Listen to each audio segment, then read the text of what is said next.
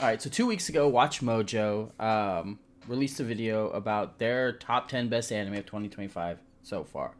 Now, I know there's some people out there that will agree with this next statement. Watchmojo is trash when it comes to ranking anime. So I want to see what they think is the top 10 best anime of 2025 so far. I wish them the best of luck because I am not nice.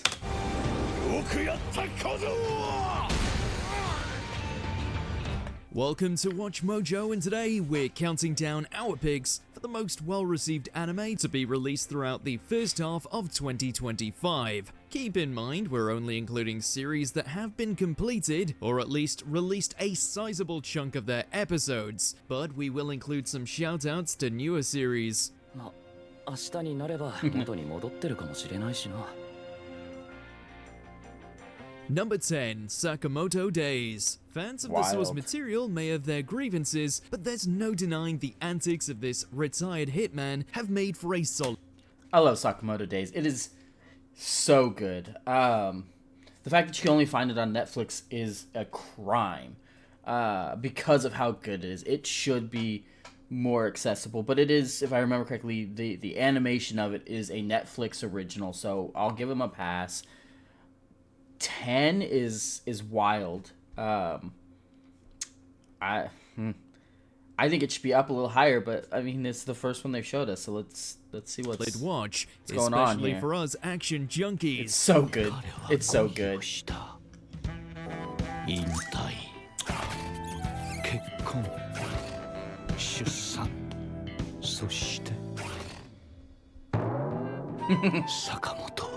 Yeah, he got fat. And he's still Despite leaving bodying the killing people. life behind him, Sakamoto is pulled back in when assassins start coming out of the woodwork, dead set on ending him. Yeah. In spite of putting on a few pounds and starting a family, Sakamoto is no less of a beast.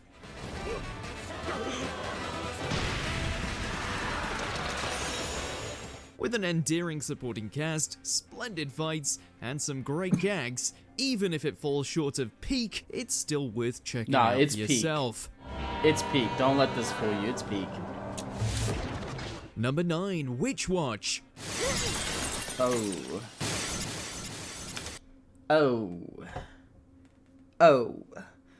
Witch Watch is okay at best. It's rough.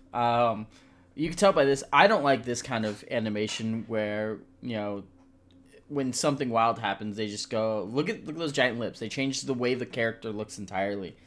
It's a choice. It's the wrong choice when it comes to animation. But, you know, there's a lot of other things going on in this, like the flying glass. But, like, they didn't need to... I don't know. It's wild. And Witch Watch has a lot of that. It's not a bad anime by any stretch of the imagination. It's okay. It's not something I would go out of my way to recommend. I definitely don't think it's better than Sakamoto Days. Obviously, it's not. I don't think it belongs on this list at all, personally. But I know there are people out there that will disagree with me on that one. Witch Watch is okay. It's not good, not great, definitely not top 10.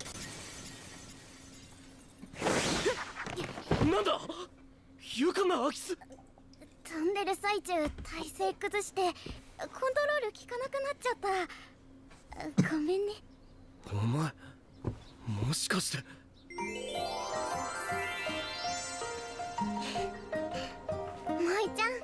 A romantic comedy from the mad lad behind Sket Dance was always going to be a winner when it came to making us laugh. We just didn't It's not even really all that funny. Like it's got its charming, witty moments where it's, you know, it elicits a cheap chuckle. But it is supposed to be a romantic comedy, and it's not really all that funny. Expect it to be so cute.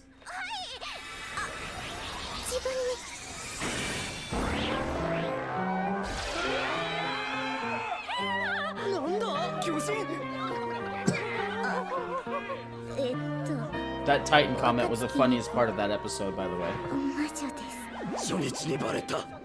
As a newly fledged witch eager to help out, Nico's spells, more often than not, bring more calamity than stability, which proves to be a major headache for her bodyguard slash childhood friend slash love interest, Morihito, who also happens to be an ogre. It's a melting pot of tropes, teasing and surprisingly wholesome moments, and one we're happy to see has thrived. もうキスすんじゃないのこれ。細かく入ったギャザー。古いリネン生地特有のトロンとした揺れ具合。このアンティークドレス、年代は？ Number 8, Apocalypse Hotel. 本日もお客様はなし。引き続き皆様のお帰りを待つ。 Possibly the big So I haven't watched Apocalypse Hotel. I've seen bits and pieces of it here and there. I haven't watched it. I've heard a lot of good things. So I can't really say whether or not it belongs on this list or if the placement of 8 is accurate. I will say, without having even watched it fully, that it is better than Witch Watch. So I'm okay with it being above Witch Watch because Witch Watch shouldn't be on this list. But yeah, I have heard fantastic things about it, and it's near the top of my list of anime to watch. So I'm okay with it being on here at 8. And after I watch it, I'll probably be frustrated because it should probably be higher. Like Sakamoto Days deserves to be higher, but biggest surprise of the year, the last thing we had on our bingo cards was a beautifully animated post-apocalyptic slice of life teeming with dark comedy, all taking place in a hotel run by robots. いいえ、それはホテル銀河ローでは。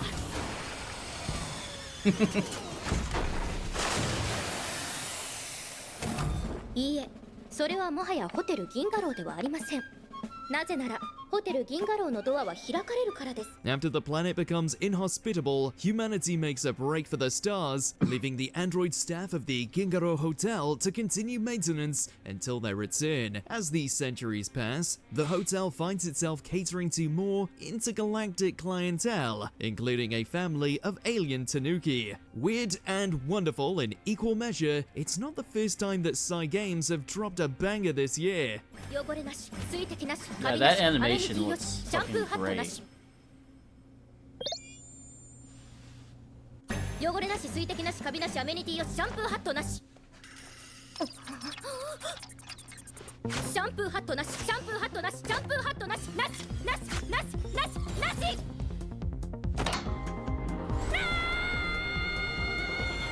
Number 7, Fire Force Season 3, coming in hot once again. Oh, so it's like that. Fire Force seasons 1 and 2 were fire. No pun intended. I've seen 3 episodes, exactly 3 episodes of season 3. And I can tell you just from those 3 episodes, 7's too low. 7's too low. I wouldn't put it below 5 out of all of the anime that came out or continued in 2025. 5 is the lowest it should ever be put. This is just peak. 7 is a crime. Shinra's return to the shonen forefront was well worth the wait, and now it seems like we're approaching the endgame. アウトローの先輩が闇の歩き方を教えてやるよ。 Framed by the white-clad, Company 8 are forced to go on the run, all the while trying to stop the cult of flame-obsessed psychos from turning their world into a second sun. あなたたちの目的は何だ？この地球を太陽にすることです。かつての太陽がそうしたように。 Though, now they've got the strongest Fire Force commander in history under the Evangelist command, that's easier said than done. While we won't get the grand finale until next year, what's on offer is a burning bonanza not to be missed.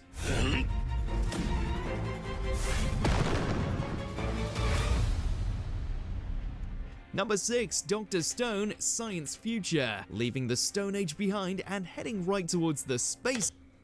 I have a problem with Dr. Stone. As much as I enjoy it, as much as I love the animation and the art, it's not like a great anime. It definitely deserves to be on this list. 6 is wild, in my opinion. It should be at like 8. Sakamoto Days, in my opinion, is better than Dr. Stone. Fire Force definitely is, right? It's better than Witch Watch. I don't know about Apocalypse Hotel, because like I said, I haven't fully watched it. But it doesn't deserve to be at 6, in my personal opinion. And I know there's plenty of people out there that are going to disagree with that. It is, in my opinion, overrated. As good as it is still vastly overrated. That's not a hill I'm willing to fight on, but it is my personal opinion. Stage, Senku and the rest of his fellow would-be scientists have never been closer to undoing the petrification that put civilization on pause.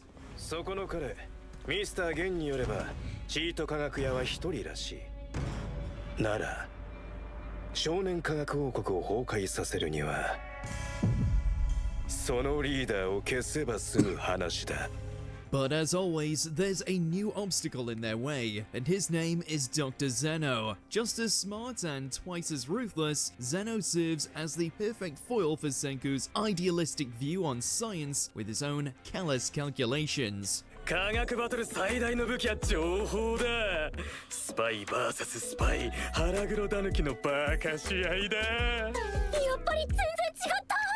As the technology between the two factions continues to flourish, the battle of wits becomes all the deadlier. As far as final arcs go, this one is top of the class.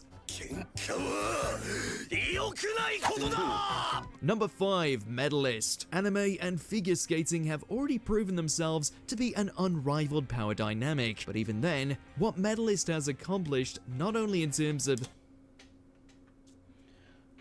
I haven't watched Medalist either. I've heard some good things about it. I've heard some bad things about it, but I also haven't heard a whole lot about it. What I do know is, in all of my 20 plus years watching anime, there have been so few sports related anime that I would put in a top 10.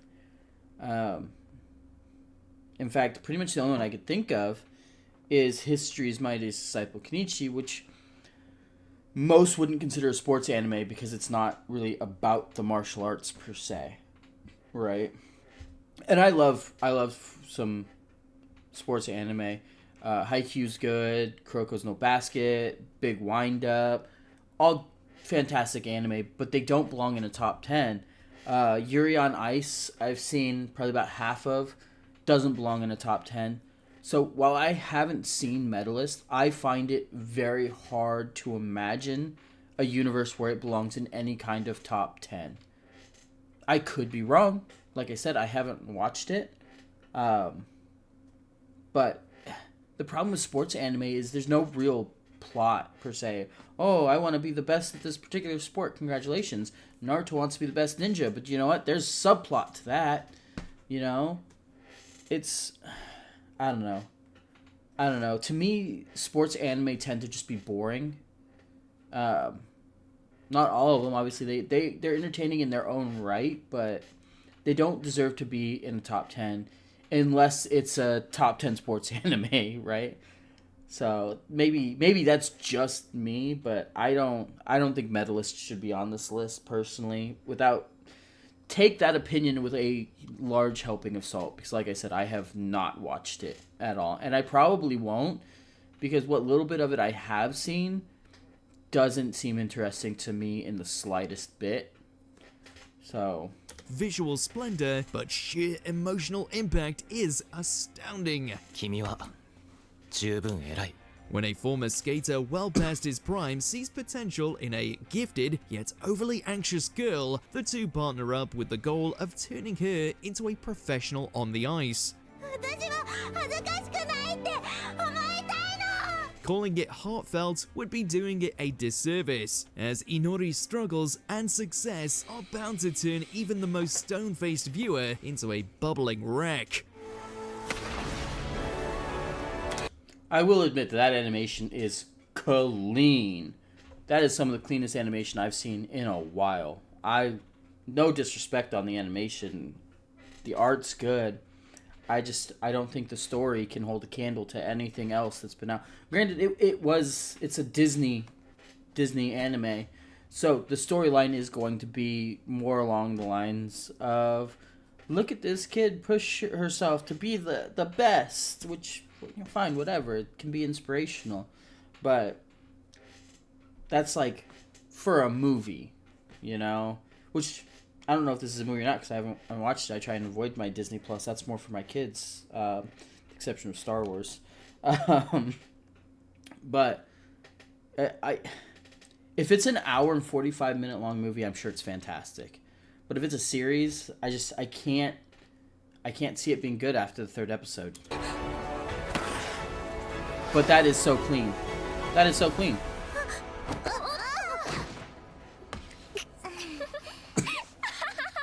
Number 4, Uma Musume Cinderella Grey. It's a horse girl's world now, and we're just... Oh my gosh. Okay. I want to be surprised that this is on here, but I'm not. This is this is a hilarious show. I could definitely see this being in the top 10. While I would technically consider it a sports anime because it's mostly just about the racing, it's so hilarious. It wouldn't be high on the list. It'd be bottom 3 on this list, in my opinion, if I was making this list. If it made the list at all. But I could understand why it made the list. I can't understand why they put it so high on the list. But it is funny. And the animation style definitely isn't for everyone. But it's not bad for what this anime is, So it kind of takes a similar... The important scenes kind of take a similar animation style as Baki's fight scenes. It kind of looks like a heavy CGI, but it really works for this one, in my opinion. Living in it. If you're not familiar with this gacha phenomenon, Uma Musume has been dominating the conversation thanks to a combination of cute waifus and the thrill of seeing them compete in races. Yep.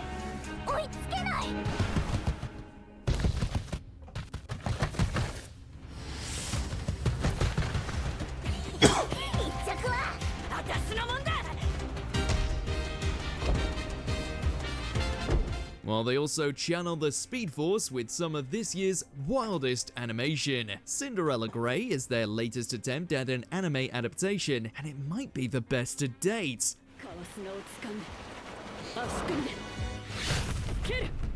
We never thought seeing an anime girl with horse appendages going god mode would be this exciting to watch, but this latest season has proven us resoundingly wrong. Cygames are really killing it in the anime departments. Number 3, Mobile Suit Gundam G-Quacks. G-Quacks. Quack, quack. Ashley's a duck now. So, Mobile Suit Gundam G-Quacks. The movie was fantastic. I loved the movie. I got a nice little folder from SakuraCon for watching the movie a second time there. I haven't watched the series yet. For those of you who don't know, the series is on Amazon Prime. Yeah, Amazon Prime, which is why I haven't watched it yet. I have Amazon Prime. It's just one of my least used streaming services. I kind of forget sometimes that I have it. My big 3 are Netflix, Hulu, and Crunchyroll, not in that order. So I haven't watched the series yet, but this clip came from the movie. And since it doesn't say where it's streaming at, like all of the other ones have, I'm assuming it's talking about the movie. The movie is fantastic. I'm very okay with this one being number 3 on this list because of how amazing the movie was. I understand a lot of people are going to disagree with that. The franchise got a lot of hate when they left Crunchyroll. You can still watch all the old stuff that's always been on Crunchyroll there. G-Quacks is the only one that isn't there because they decided to switch to Amazon Prime for whatever reason. I don't know. I don't really care. It's not my money, right? And I've already got Amazon Prime anyway. I don't know a single person who doesn't have Amazon Prime. So, but this movie was fantastic. Keep in mind, if you don't like mech anime, you're not going to like Mobile Suit Gundam G-Quux. But to be fair, if you don't like mech anime, you're not going to like any Gundam series. So that's kind of a moot point. Why are you watching any Gundam series at all, ever, if you don't like mech anime? Get out of here. This one, absolutely, in my opinion, is a solid placing. Anytime a new Gundam series drops, it's a huge cultural event for anime fans. Oh, yeah. And G-Quax was no different. With G-Quax. Kara taking the reins Kills this me. time around, every week got bombshell after bombshell in lore drops, coupled with some of the best action the mecha genre has seen in years. I don't know about the best action, but it's good. The use of music in the series.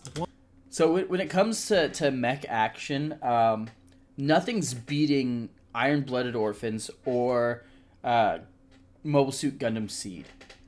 Those two are just top tier. In fact, it's really hard to say which one's better than the other, but I'm going to say, by a hair, Mobile Suit Gundam Iron-Blooded Orphans has the best action scenes.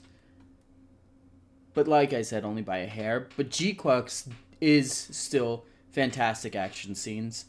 So definitely give it a watch. I haven't watched the series yet, but I'm going to.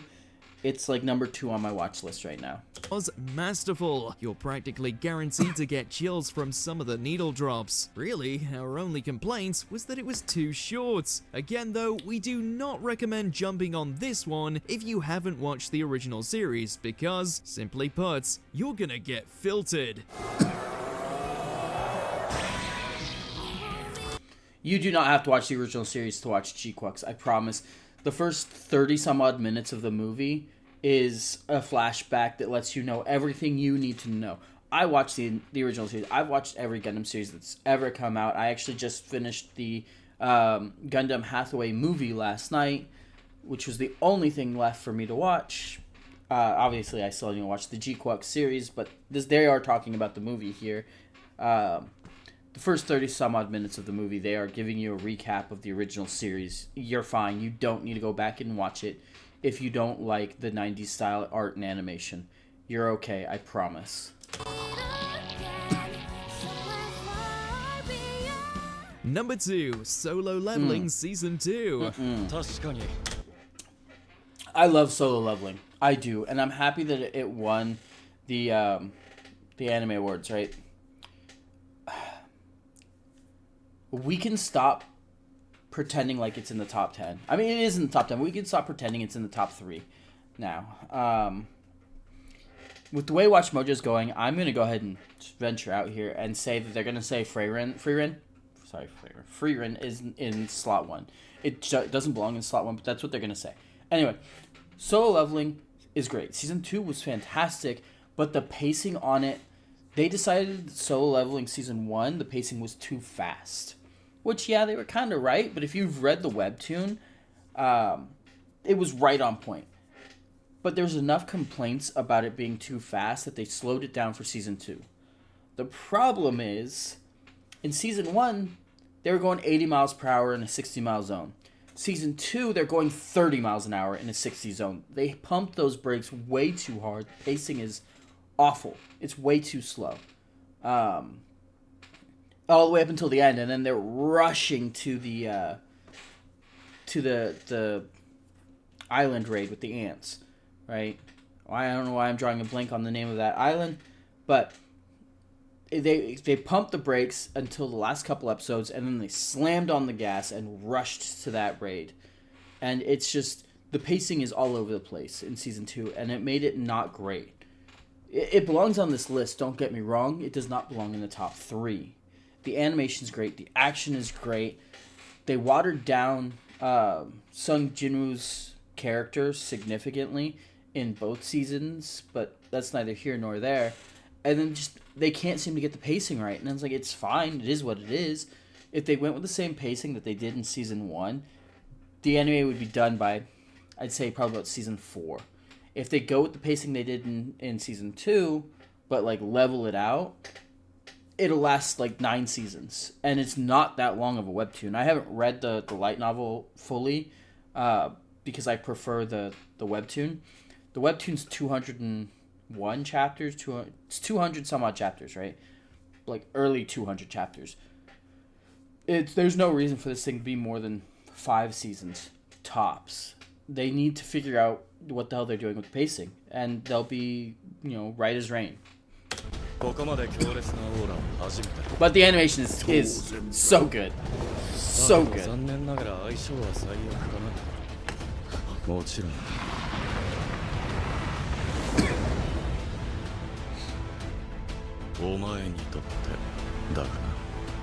Following on from his reawakening, Jinu's rise from the weakest to strongest hunter in existence quickly established itself as the anime power fantasy, thanks to his newly inherited ability to create shadowy minions from his conquered foes. It wasn't long before every battle in this series became an exercise in aura farming, especially with animation this flashy.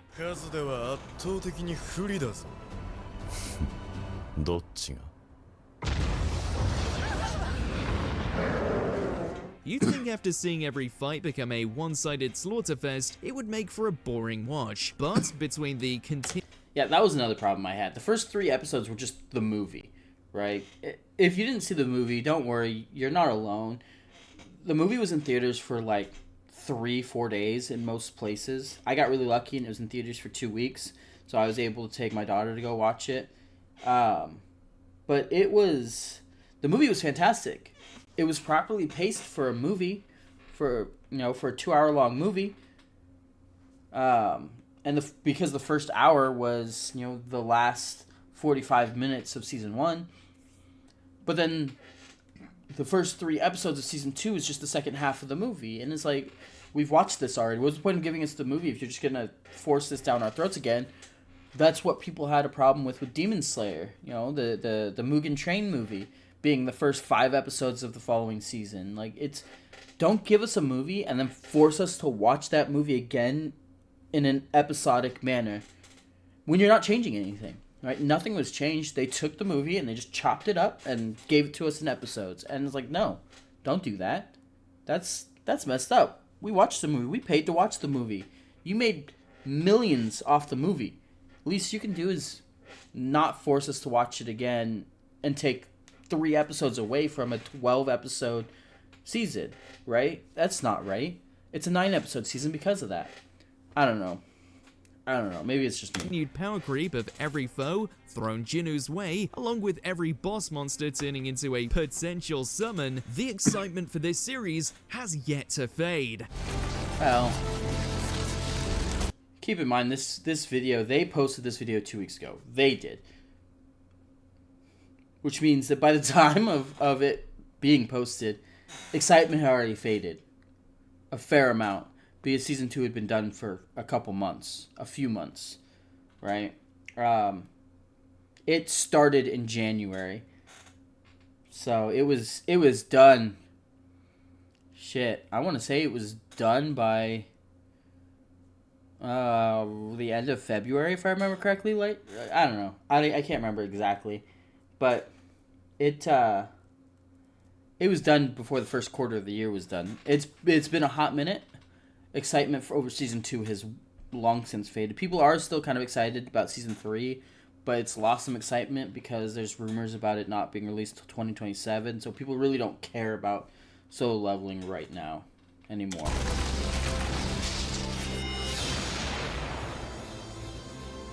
Before we reveal our number 1 pick, here are some currently running anime that have only just gotten out the gates, but have potential to become contenders by the year's end. The fragrant flower blooms with dignity.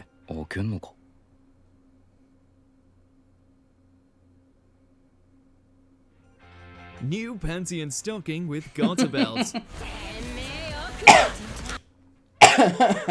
This is hilarious. It's not great. It's about as good as the original, which is so at best, but it is hilarious. It doesn't deserve an honorable mention. It doesn't even deserve to be featured in this video at all. Well, it's Watchmojo, so who cares? But it doesn't deserve to be an honorable mention or on the list, so it's fine. It's funny. If you want a cheap laugh, go ahead, but it's definitely for adult audiences. Absolutely.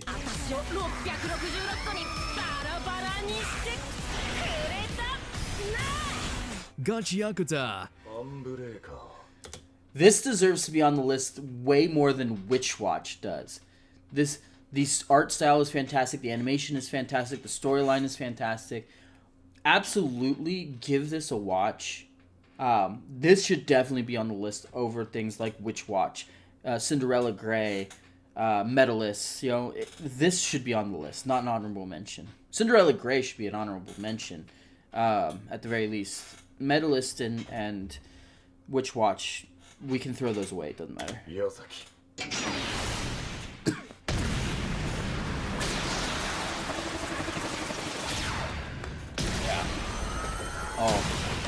The summer Hikaru died. I haven't watched this one, so I don't really know. なんでや完璧に模倣したはずやのに Whoa. My dress up. Alright, Summer Where Hikaru Died has now made it on my list. That was trippy dippy, and I'm here for it. My Dress Up Darling, I haven't watched season 2. I kind of was forced to watch season 1 with a friend of mine. It's okay. You really have to like slice of life and cosplay. Cosplay is not like... I guess it kind of is the main thing. But yeah, it's... I don't know. It definitely deserves to be on this honorable mentions. I think it should be on the list over Medalist. If we're going to put Medalist on the list, we should remove Medalist for My Dress Up Darling Season 2. But I don't even really think this deserves to be on the list. It's good, but it's not top 10 good. Darling Season 2. あ、てか五条くんも食べる？いいんですか？ Dun Dun Dun Season 2. Don Da Don for sure deserves to be on this list, and that's going to get a lot of hate. People don't like it because the first episode of Season 1 and the first first episode of Season 2 are kind of like out there. And I get that. I do. But it is absolutely just for the shock and awe. Dan to Dan is one of those series that it's got a great story. It's got fantastic art and animation and action. The fight choreography is great. But it does things solely for the shock and awe. And, I can respect that. This deserves to be on the list.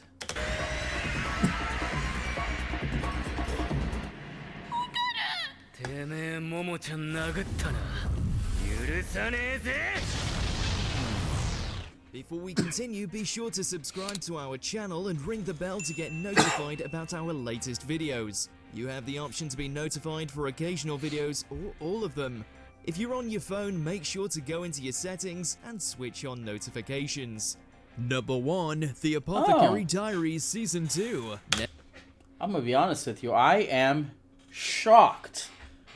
I guess I shouldn't be. Frieren isn't 2025. I was just expecting them to do it just because it's Watchmojo. I haven't watched The Apothecary Diaries. I have heard fantastic things about it.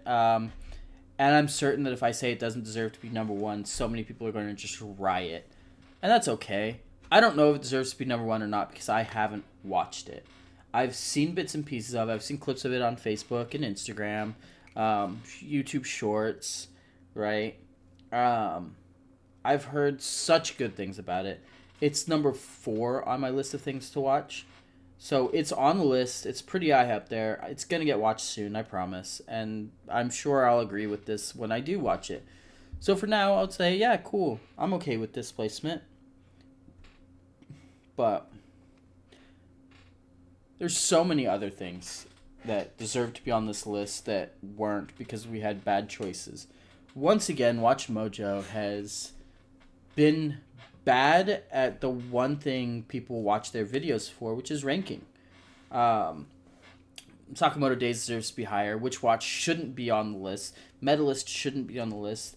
If Cinderella Grey is going to be on the list, it should be the bottom 3, probably number 10. But in my opinion, it should be in an honorable mention. Yeah, this list, this list was something else. If you disagree with me, obviously, let me know in the comments below. And you know what? Screw it. Let me know what you think the top 10 list should be for 2025. I'm interested to hear your thoughts, or read your thoughts, rather. And if you want me to make a list, say something in the comments below. I'll probably make a list anyway for everyone to get mad at me over, and that's okay. But this list, overall, was bad. The majority of these things belonged on the list, but nowhere near where they were placed. So, oof. Yeah. Anyway, thanks for watching.